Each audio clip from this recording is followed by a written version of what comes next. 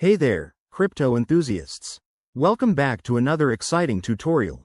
Today, we're diving into how to transfer USDT from Trust Wallet to KuCoin in 2025. Whether you're a seasoned trader or just starting out, this step-by-step guide will make the process smooth and hassle-free. USDT, or Tether, is a stablecoin that's super popular for quick transfers, and moving it between wallets like Trust Wallet and KuCoin can help you take advantage of better trading opportunities.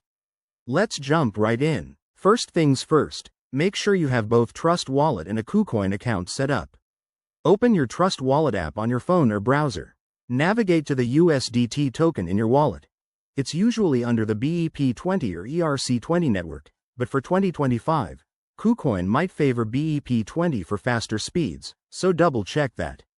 Once you're on the USDT page, tap on Send or Transfer. Next, you'll need your KuCoin deposit address. Head over to the KuCoin website or app, log in, and go to the Assets section. Select USDT, then choose the network. Again, BEP20 is often recommended for speed and lower fees in 2025. Copy that address carefully. One wrong character could send your funds into the void. Back in Trust Wallet, paste the KuCoin address into the recipient field. Enter the amount of USDT you want to transfer, but always leave a little extra for network fees.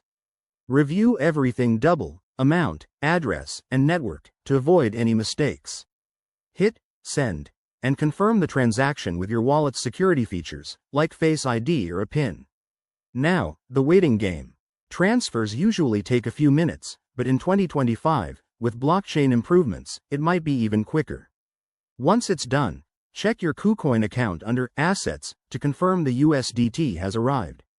If it doesn't show up, don't panic. Give it time or contact support. A few quick tips.